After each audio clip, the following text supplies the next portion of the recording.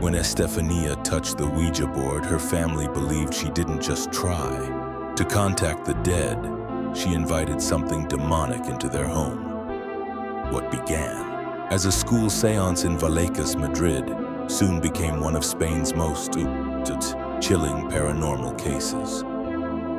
According to the accounts repeated for years, Estefanía Gutiérrez Lázaro and her classmates used a Ouija board at school, possibly trying to reach the dead boyfriend of a friend. But before the ritual was finished, a nun allegedly interrupted them, leaving the session broken, unfinished, and in the eyes of many, dangerously open. After that day, her family said, Estefanía changed. At first, it was subtle enough to ignore. She seemed distracted, exhausted, distant. But very quickly, the change became impossible to deny. She began suffering violent seizures, blackouts, terrifying trances, and hallucinations that seemed to grow darker with time. She would stare into empty corners as if someone was standing there, watching her from the shadows. She claimed to hear voices in empty rooms, whispers that seemed to crawl through the apartment at night. Her family believed she was seeing figures no one else could see, dark shapes near doorways, movement in the hallway, something waiting just beyond sight. And the more time passed, the worse it became. Estefanía reportedly became trapped in a nightmare that followed her everywhere, as though whatever had answered that seance had not stayed behind at the school but had chosen to come home with her. Then in 1991, Estefanía died young, and the mystery surrounding her death only deepened the horror. But according to her family, death was not the end of what had entered their lives. If anything, it was only the beginning. After the funeral, the apartment changed. It no longer felt like a place where people laughed, slept, and lived. It felt occupied. The air turned heavy, cold, and suffocating, as if something invisible had settled into the walls and was slowly spreading through every room. Family members reported footsteps crossing the hallway in the middle of the night while everyone was in bed, bedroom doors opening by themselves, sudden banging from empty rooms, scratching sounds inside the walls, and furniture shifting when no one was near it. Some said the darkness inside the apartment felt wrong, thicker than normal, as if certain corners were hiding something that did not want to be seen clearly. It wasn't just fear anymore. It was the feeling of being watched. The feeling that something was standing still in the dark, waiting for someone to notice it. The family became convinced that whatever had attached itself to Estefanía during that seance had followed her home and remained there after her death, feeding off their fear, grief, and helplessness. The haunting only grew worse. Stories spread that a photo of Estefanía behaved strangely, with one chilling account claiming that the image burned in a way that seemed to focus only on her face, as if the fire itself recognized her. The bathroom became one of the most feared places in the apartment, where the temperature could suddenly plunge without explanation and where family members felt an overwhelming sense that they were not alone. Objects reportedly moved on their own. A crucifix was said to have been torn from the wall. The family described an atmosphere of dread so intense that even in daylight they felt watched, as if the apartment itself were listening for them to breathe, speak, or pray. Sleep became almost impossible. Imagine trying to close your eyes in a home where every creak might be footsteps, where every whisper of plumbing sounds like a voice, where every dark room feels occupied before you even step inside it. Imagine living in a place where grief has already hollowed the family out, and now every night seems to bring a new sign that whatever came through that broken seance was still there, still moving, still angry.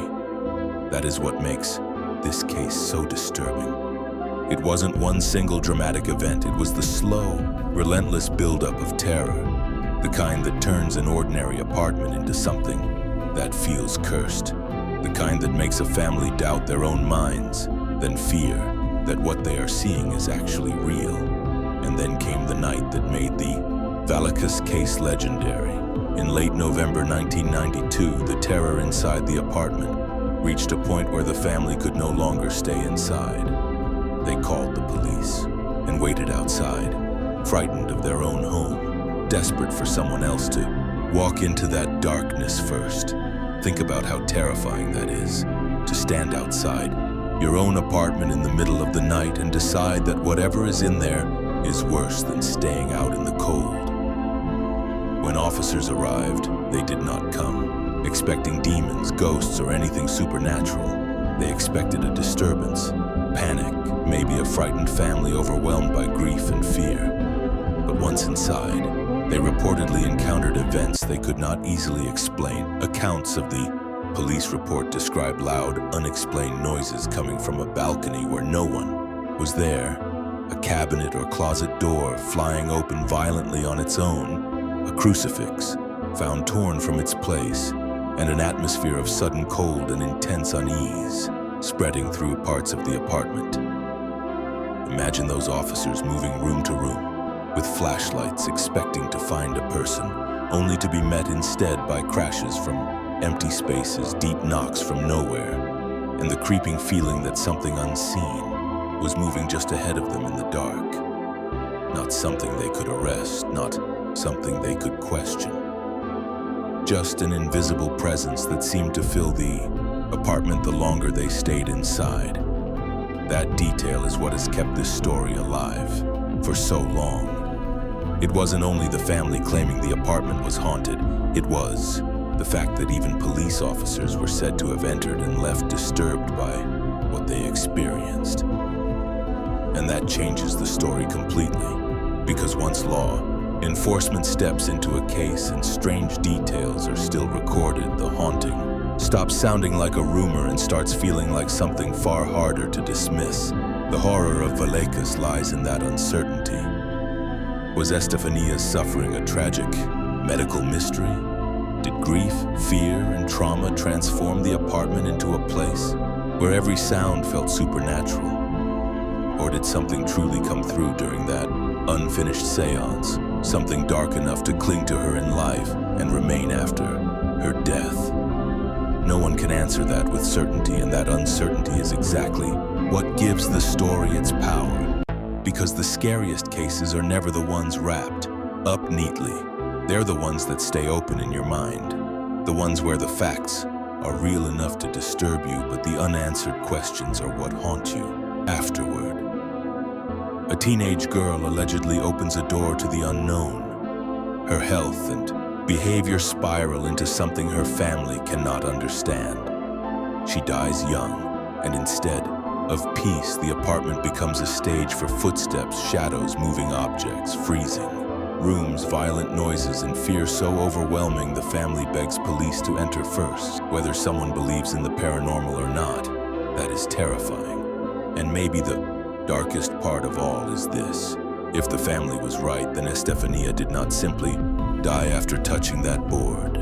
She may have brought something home with her, something demonic, unseen, and patient, something that stayed in those rooms long after she was gone, moving quietly through the hallway at night, pressing itself into corners, waiting in silence for the next person to look into the dark and realize that the dark was already looking back.